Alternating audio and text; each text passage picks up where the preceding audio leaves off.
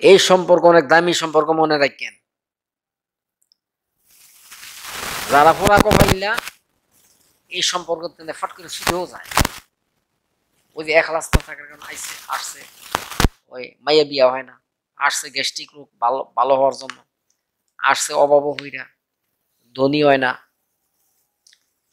ফিসে বেড়ানতে কোনো পাইতেছে না, মানে জাহিরি ভাবে এই ধরনের যোগ বিয়োগ দিয়া মানে পরে ফেস খেয়ে যায়। এটা বড়ই দুর্ভাগ্যের কথা, এটা বড়ই নসিব মন্দের কথা। সম্পর্ক বড় দামি, এইটা আমি বহুতবার বহু সময় বলছি, বহুত বয়ানের মধ্যে আমার এই সম্পর্কের গুরুত্ব আমি মানে টানছি। এটা আজকাল বলতে আমি চাই না। তবে আমার একটা কথা হইল, এখানে অনেক দূরের থেকে লোক আসছেন, আপনারা সুদূর বাজিতপুরতে লোক আসছে, ঢাকাতে লোক আসছে। এখন আপনাদের এই উপস্থিতিতে আমি এই কথা বলতেছি, আপনারা কি এখানে এত দূর দারাজ থেকে আইসা টাকা পয়সা গেছে, ভাড়া গেছে না, কেরায়া গেছে না, সময় সময় গেছে না, এখন আপনাদের অন্তরের মধ্যে এই যে সময়ের খরচ, টাকা পয়সার খরচ, এইটার সার্থকতা, এটার বেনিফিট কি বুঝেন কি বুঝেন না?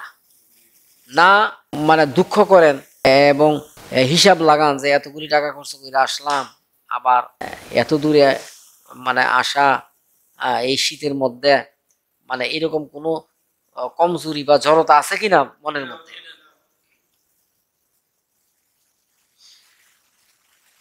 এই সময়টাই আপনার জীবনের মধ্যে আখেরাতের জন্য একটা উল্লেখযোগ্য সময় থাকবে। আমি বলে দিতেছি এটা, যেমন দুধ জাল দেওয়ার পরে ছানা তৈরি করে না, দুধের সার অংশটা অল্প আর বিশাল পরিমাণ পানি, এটা পরিত্যাজ্য, এটা পরিত্যাগ করে পানিটা, দুধের সার অংশটা অল্প, ছানা। ঠিক তদ্রূপ আমার আপনার এই ৬০ বছরের হায়াত, ৭০ বছরের জিন্দিগি, ৮০ বছরের জিন্দিগি, এটা পুরাটাই ফানির মতোই থাকবে। যে সময়টুকু আপনার হায়াতে আল্লাহকে অনুসন্ধানের জন্য ব্যয় হয়েছে, আর্থিক এবং শারীরিক এবং সময়, এইটাই মানে মানে আসল একটা সাবস্টেন্স হিসাবে আমরা আখেরাতে পাইবেন। আর সব কি বেকার, অকেজু, সমস্ত জীবনের মানে সময় কি আপনার বেকার। যদি এই জিনিসের ভয়টা, এই জিনিসের বুঝটা অন্তত ঢুকাইতে পারেন, তাইলে মাসে মাসে আমার জন্য মানে পাগল হয়ে যাবেন। আজকে আমি সকালতে না আমার রমজান মিয়ার কথা মনে পড়তেছে বারবার, বুঝছো? আসরে পরে মনে পড়ছে রমজান মিয়া এই কিশোরগঞ্জের গছিয়াটাতে আসতো। একটা দিন একটা একটা মাসে উনি মিস করতো না, বুঝছো? হায় রে, আমি রমজানের মতো একটা লোক আমি হারাইলাম। খুবই উদ্যমী ছিল। এই রমজান মিয়ার অভাব আমি ফিল করতেছি মর্মে মর্মে। যদিও সে আমাকে হাদিয়া দিতে পারে নাই, তার অন্তরটা এত বড় ছিল, তার আগ্রহ অনেক বেশি ছিল, তার কলব জারি ছিল, বুঝছো? আরে মিয়া, মুরিদ তো অনেকই থাকে। মুরিদের মতন মুরিদ কয়টা মিয়া, কয়টা পাওয়া যায়? মুরিদ কাকে মুরিদ বলে? গোসলদাতার সামনে মুর্দার যে হালত, গোসলদাতা যদি কাজ করে, মুর্দা কি কাজ হয়, সোজা করলে সোজা হয়। আর যদি মুর্দা যদি বলে আমি শীত হইতাম না, কাইত হইতাম না, তখন এটা মরছে না, এটা কি এর গোসল দেশ? ঠিক তদ্রুপ মানে ফিরির সামনে, শায়েকের সামনে মুরিদের অবস্থা তদ্রুপ হইতে হবে, মুর্দার ন্যায় হইতে হবে, তাইলে এইটা হইলো সত্যিকারের মুরিদ। আর এই ধরনের মুরিদ হই আল্লাহ পর্যন্ত বুঝবে। আল্লাহ পাক তাকে অবশ্যই অবশ্যই একদিন না একদিন, আজ না হোক কাল, কাল না হোক, আর তাকে আল্লাহ পর্যন্ত মন্দিরে বসে পৌঁছাই দিবে, মন্দিরে বসে পৌঁছাই দিব মানে বাক্য। এই জন্য লুসলাস থাকতো না মিয়া, জীবনে আইসো একবারই আইসো, এখান থেকে বিদায় হয়ে গেল, আর জীবনে কোনোদিন দুনিয়াতে ফিরে আসবা, তখন যেন আফসোস করতে না হয় যারা আল্লাহওয়ালাদের নেকদৃষ্টিতে পড়ে আল্লাহ পাক তাদেরকে টেনে নিবেনি। আমার আব্বার কথাটা আজকে আবার বলতে মন চাইতেছে। আমার আব্বা সন্দীপ হজরত মতো আমার হজরতের কাছে পায়া দিয়েছে। উনি ভোর রাত্রে 12টা জিকির করতো, ফুতে করে তো ভাবে করতো না। আর আমার আব্বার অন্তরটা এত উর্বর ছিল, কোমল ছিল, কান্না শুরু করলে বুঝছো হায় হায়, ভোর রাতে খুব কাঁদতো। এন্তেকালের আগে 1 সপ্তাহ উনি খেলে কাঁদছে, যার যারা শিশু বাচ্চার মতো কাঁদছে, অন্তর ভাঙ্গা ছিড়া। এই কান্নার টেনে উনি পরে মানে ওনার জবান বন্ধ হয়ে গেছে। তো সেদিন নাকি আমরা জেলা হসপিটাল নিমু, চেয়ারে বসাইছি, চেয়ারে বসাইয়া চেয়ার দিয়ে আমরা ওই অ্যাম্বুলেন্সে উঠাইছি। তখন আমার আব্বা কোনো কথাবার্তা বলে না, কারোর দিকে তাকায় না, বুঝছেন, কি যেন মানে অন্যমনস্ক, মানে একটা ফুর্তি ভাব।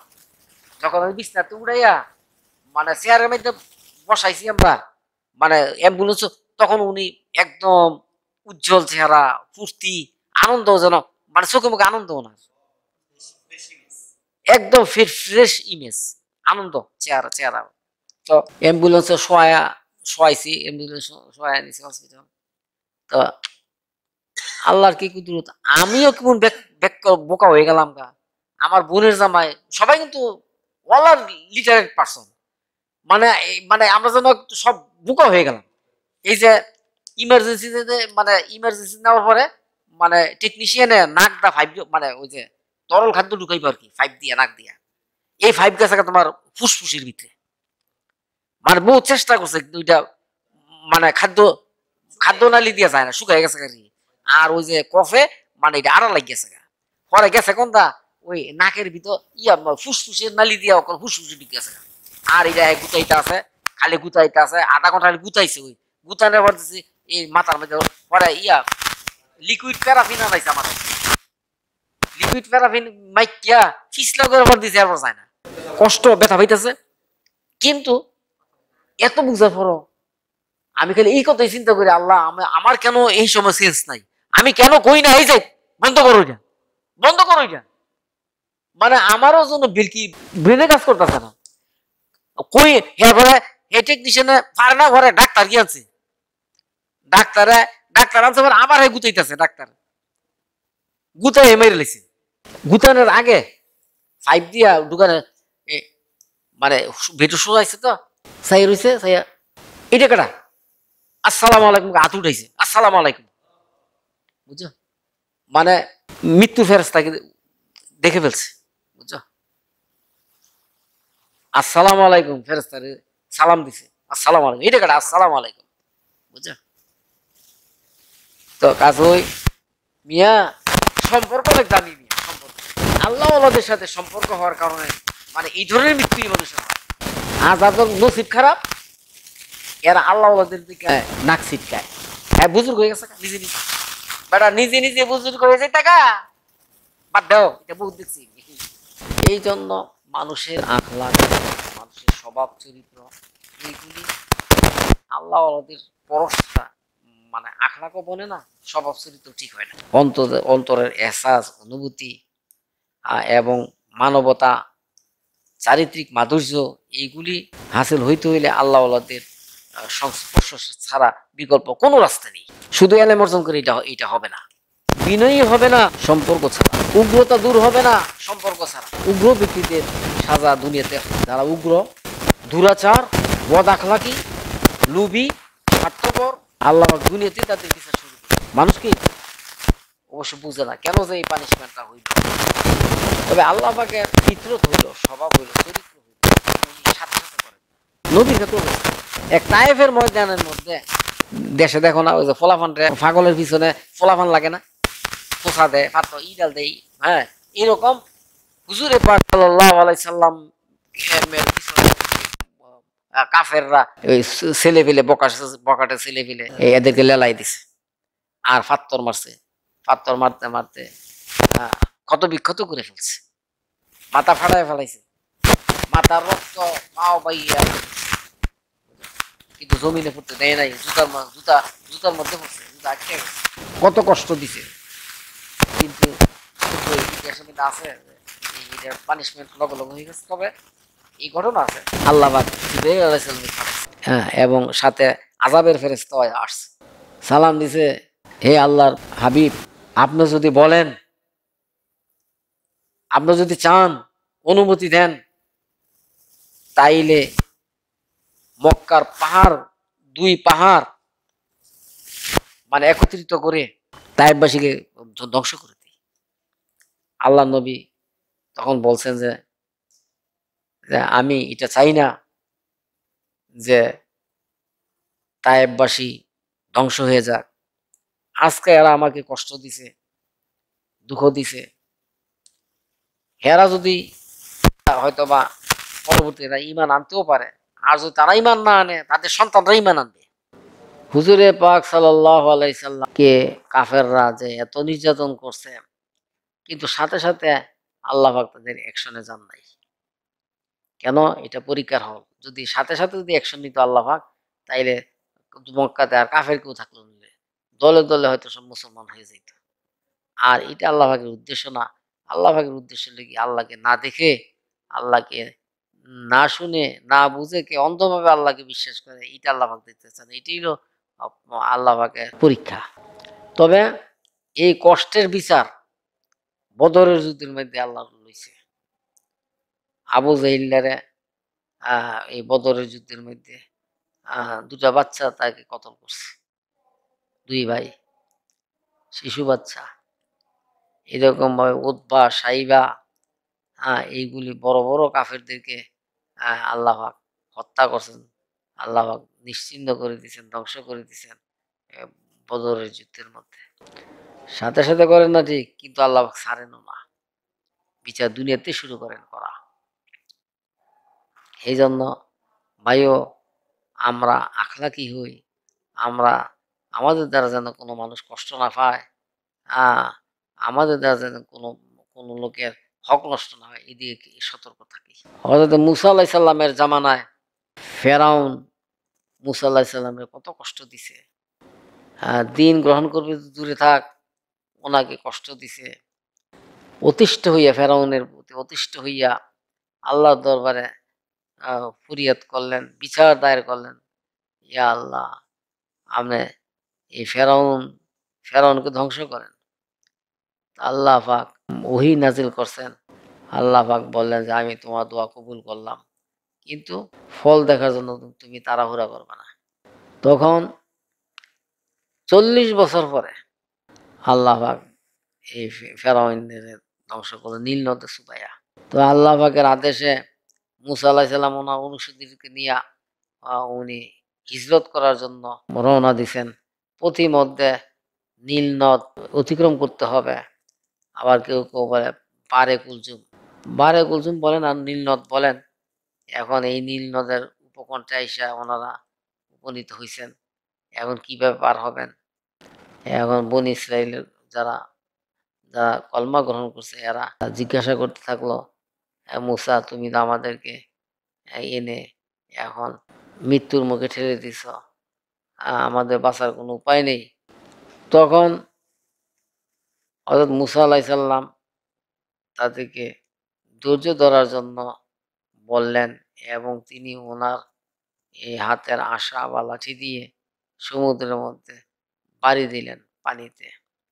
এই বাড়ি দেওয়ার কারণে রাস্তা হয়ে গেল, এবং রাস্তার মধ্যে আবার পানির দেওয়ালও উঠলো, পানির দেওয়াল।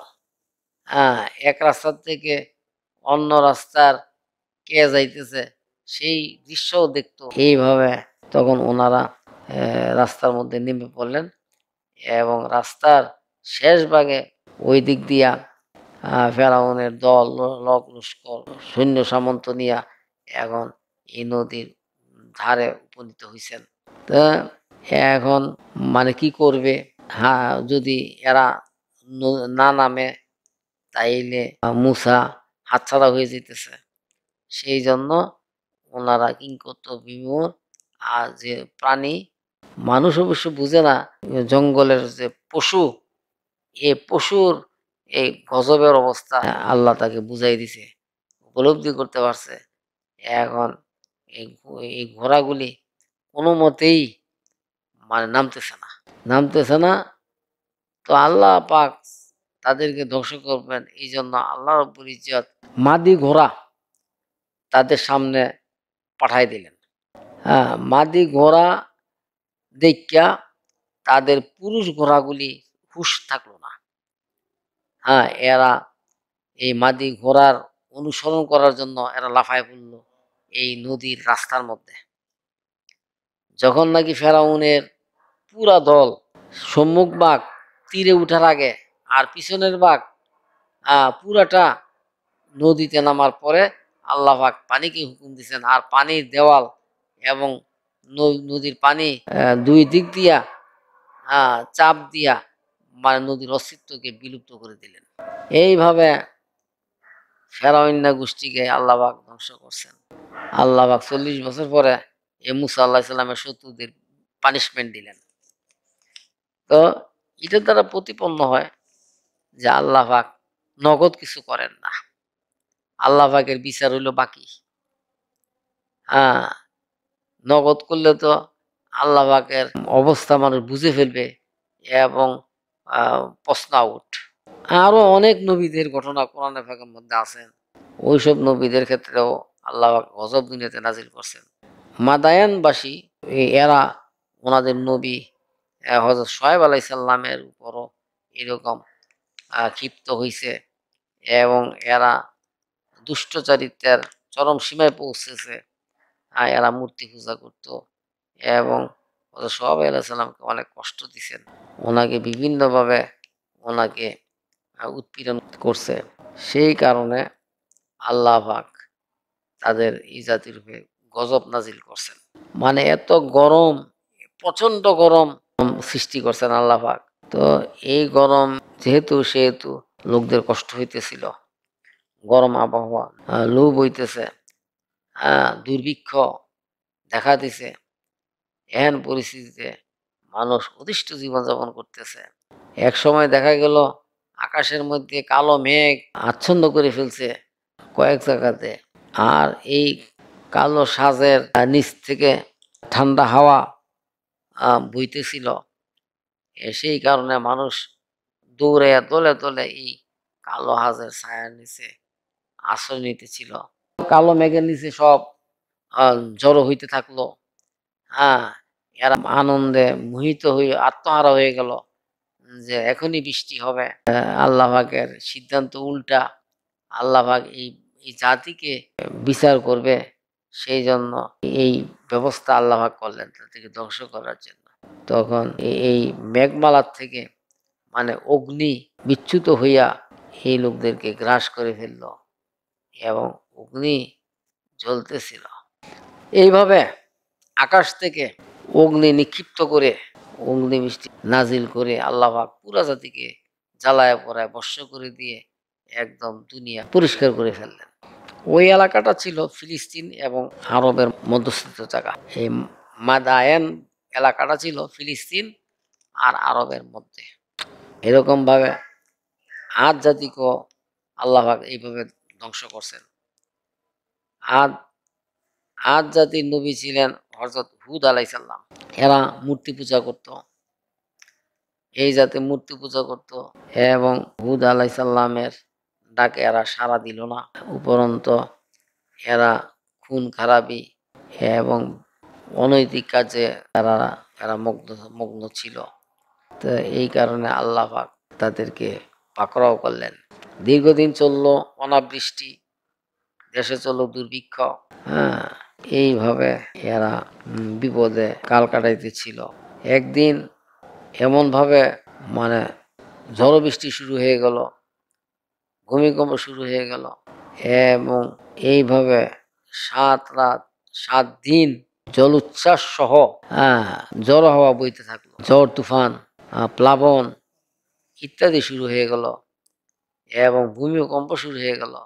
আব্দুল্লাহ ইবনে আব্বাস বলেন যে খড়কুটা যেরকম নাকি আকাশে উড়ে, এরকম ভাবে এই প্রাণী জীবজন্তু মানুষগুলিকে বাতাসে উড়াইয়া আকাশে উঠাইয়া আবার পাহাড়ের মধ্যে মানে আশ্রিয়ে ফেলে তাদেরকে হত্যা করলো।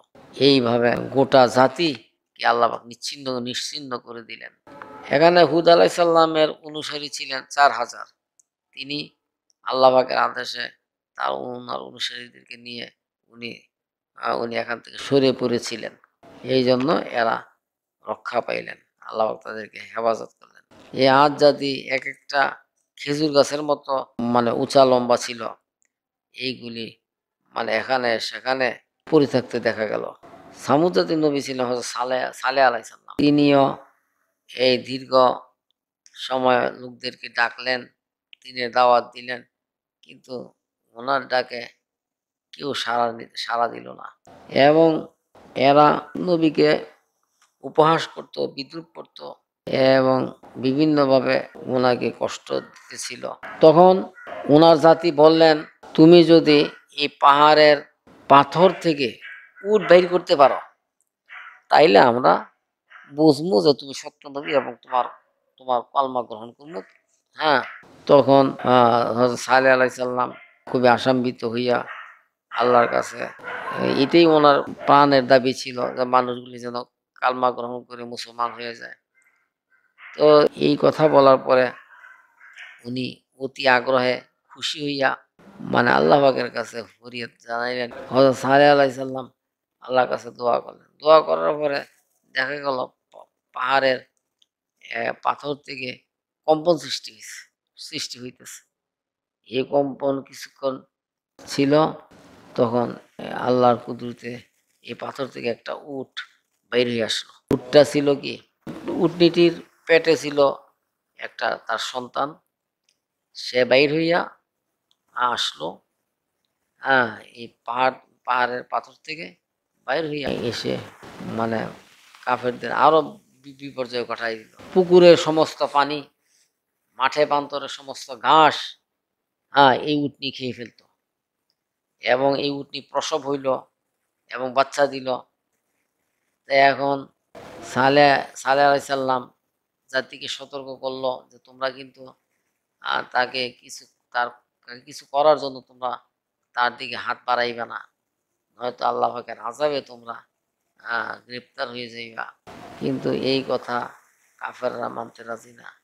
সালেহ আলাইহিস সালাম সতর্ক করার পরেও এরা কি করলো, এই উট এবং তার বাচ্চা সহ জবাই কইরা এরা খেয়ে ফেলার পরে শুধু এতটুকুই না, এর মধ্যে আল্লাহ পাক ফয়সালা করে দিলেন নবীর মাধ্যমে যে তোমার কওমকে বলো যে তাদের ছাগল যা আছে পশুদেরকে একদিন খাওয়াইবে, সেদিন আটকানো থাকবে। আর উটনিকে যেদিন পরের দিন উটনিকে ছাড়া হবে, উটনি বিচরণ করবে, একা একা খাইবে। আর সেদিন তোমাদের ছাগল যা আছে এইগুলি তোমরা বন্দি রাখবা। এই একটা মিনিমাইজ করে দিলেন। কিন্তু আল্লাহর তরফের এই আপোষ রফা কাফেররা মানতে রাজি না। এরা কি করলো, এই উটনি এবং তার বাচ্চা সহ জবাই করে এরা খেয়ে ফেলার পরে আল্লাহ পাক তাদেরকে সর্বগ্রাসী আযাবের ব্যবস্থা করলেন। শুধু খেয়ে ফেলেই এরা ক্ষান্ত হইল না, এরা পরিকল্পনা করলো সালেহ আলাইহিস সালামকে সপরিবারে প্রাণ নাশ করবে। তা আল্লাহ পাক তাদের পরিকল্পনার আগেই আল্লাহ পাকের পরিকল্পনা বাস্তবায়িত করলেন। প্রচন্ড ভূমিকম্প শুরু হয়ে গেল, হ্যাঁ, এবং মাটি ফেটে পানি উতলাইতে থাকলো। দিন গর্জন শুরু করে দিল এবং হযরত জিবরাইল আলাইহিস সালামের কলজা বিদীর্ণ আওয়াজের দ্বারা সমস্ত জাতি লুটায়ে পড়লো এবং মৃত্যুর কোলে ঢলে পড়লো। এইভাবে সমস্ত প্রাণী একদম সাফাই হয়ে গেল। পরের দিন দেখা গেল যে এই এলাকাতে কোনো মানুষ আছে বলে আর কোনো চিহ্ন রইল না। এইভাবে সামুদ জাতিকে আল্লাহ পাক ধ্বংস করলো। কোরআনে পাকে বর্ণিত আছে হযরত লূত আলাইহিস সালামের ঘটনা। লূত আলাইহিস সালাম, এখানে সামুদ জাতির ঘটনাটা, ওই এলাকাটা ছিল তোমার হেজাজ আর সিরিয়ার মধ্যখানে। ওই এলাকার এরা বাসিন্দা ছিল, ওই এলাকা বিশাল এলাকায় এরা বসবাস করত। এরকম ভাবে লূত আলাইহিস সালামের কওমরা এরকম ভাবে মানে আল্লাহকে অস্বীকার করলো, আল্লাহকে স্বীকার করতে রাজি না, এবং তারা বিভিন্ন গর্হিত কাজে লিপ্ত ছিল।